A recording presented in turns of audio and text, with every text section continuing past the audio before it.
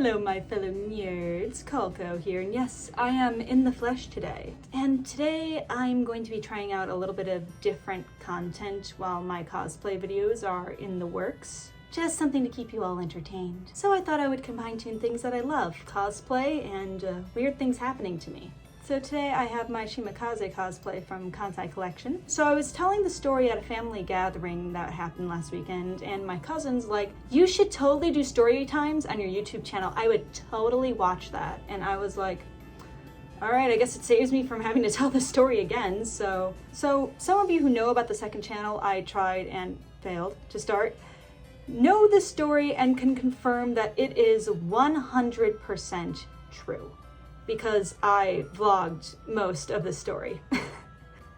I will link in the description if you are curious, but without further ado, let's get to the story. So 2 years ago, I went to Ukraine. Hold up, Kolko, you went to Ukraine during wartime? Yes, I did. Why? Okay, let me rewind a little bit further. I used to work for an NGO that provided critical care to disaster regions and crisis regions such as Bangladesh, Syria, Gaza, and Ukraine. And in June, I got the opportunity to go to Ukraine and see things on the ground. And so I said, of course I want to go. Where in Ukraine is it? Kyiv. Oh, yes, wonderful. It was going to be in Dnipro, but the Russians bombed the hospital like about a month or so before we could get there, so Kyiv it was. Yes, people did tell me I was crazy for going.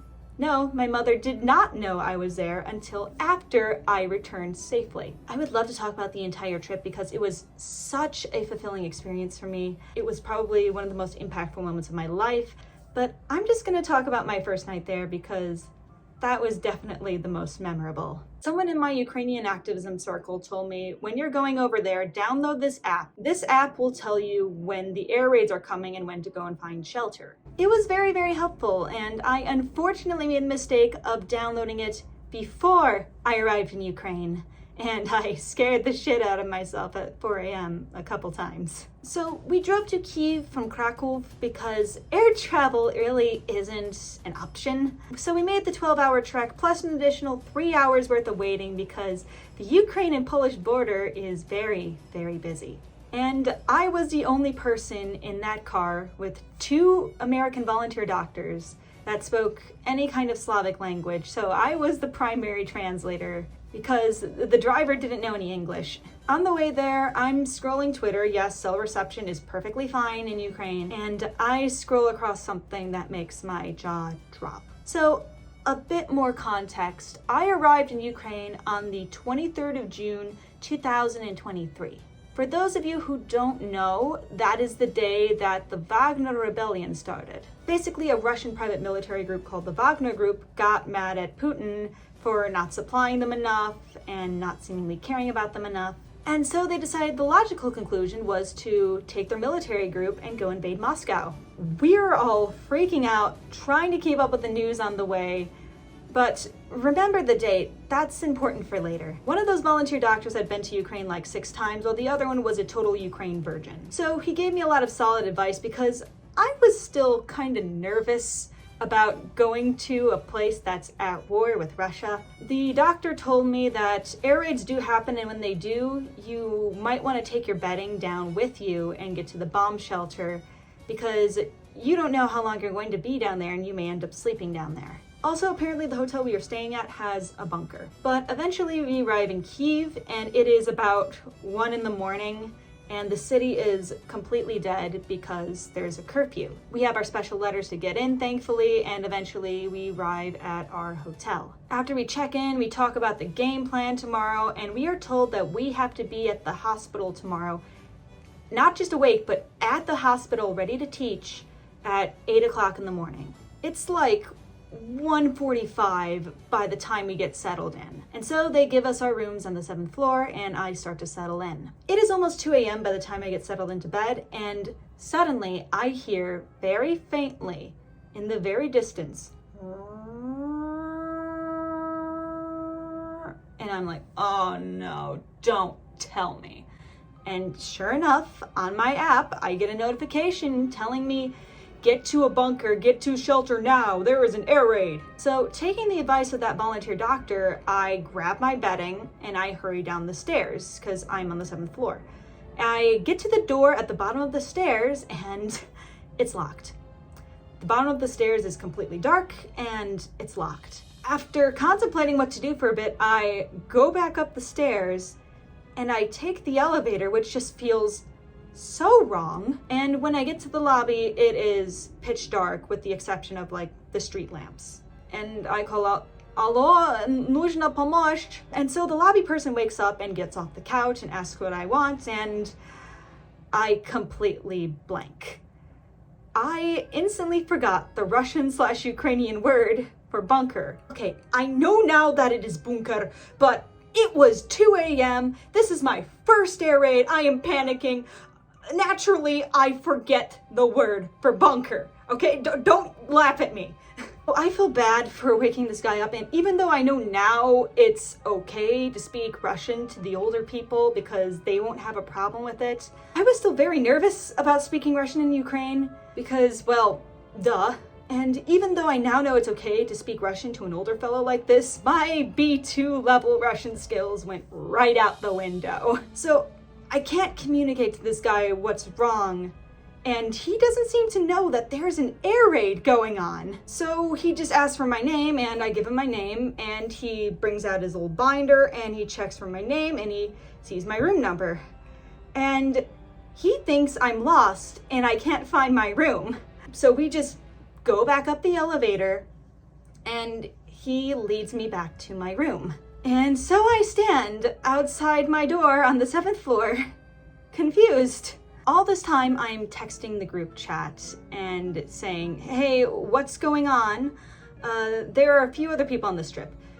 2 people were also staying in the hotel.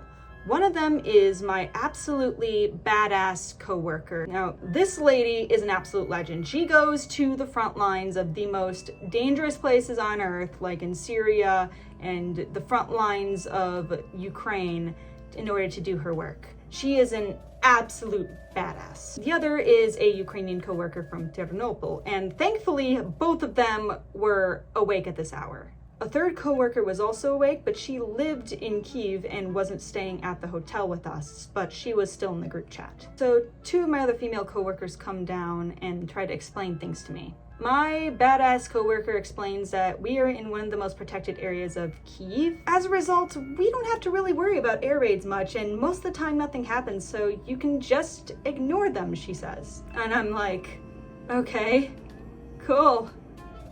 Wish someone would have told me that before. And then my coworker from Ternopil is like, do not worry, as long as you're in between 2 walls, you will be okay. And I'm like, okay, sure. And this is where I also learn that the hotel bunker isn't actually a bunker, but it's a garage. Not just a garage, but once you go in there, you cannot go out until somebody lets you out. And I'm like, screw that. I don't want to get locked in a Ukrainian garage forever. I'm going to just deal with the air raid. So I head back to my room and I scroll on Twitter to try to calm myself down and figure out what's going on. Apparently, the Russians didn't like that Ukraine was memeing on them for the fact that they were getting invaded by Wagner, so they sent a few extra missiles tonight. Eventually, by the time I am feeling tired, it is like 2:30 in the morning, and I slowly drift off to sleep, and right as I'm about to fall asleep, I hear over my head, and then I get a message from my coworker in Kyiv saying, "Kolko, did you hear that?" And I'm like, "You mean the big whooshing sound?" Yes, I did. "Get downstairs now."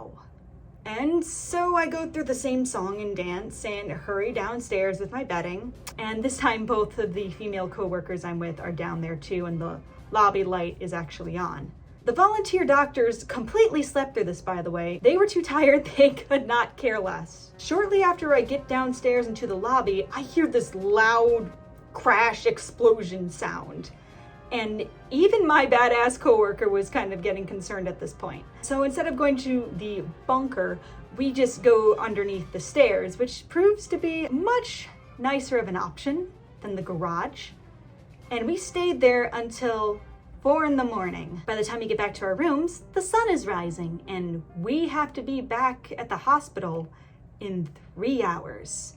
And that's when I realized no wonder Ukrainians ignore these air raids all the time. If I had to constantly be woken up at 2 and 4 a.m. by crap like this, I'd sleep through it too. So I went to sleep and I shockingly woke up on time for the next day. I later found out that Ukrainian air defense shot down the missile that went over us, but the crashing sound that I heard was the debris landing in an apartment complex about a kilometer away from us, and then part of debris ended up in a parking lot that was very close to us. Turns out the apartment complex was pretty close to where my coworker lives, which is why she was telling us to go get downstairs really, really fast. It was then that I realized, that could have actually hit me. And that was my welcome to Ukraine. But oh no, it does not end there. Right after Ukraine, I went to go visit my parents, and my parents live in a place where tornadoes exist. And so I'm sitting there working, and all of a sudden the tornado sirens go off.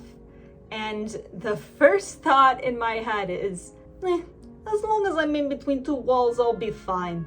And that is the story about how the Russians almost killed me. And thus, for 2 weeks after I got back, every airplane that flew over my head, my first thought was, missile? Oh wait, no, it's an airplane.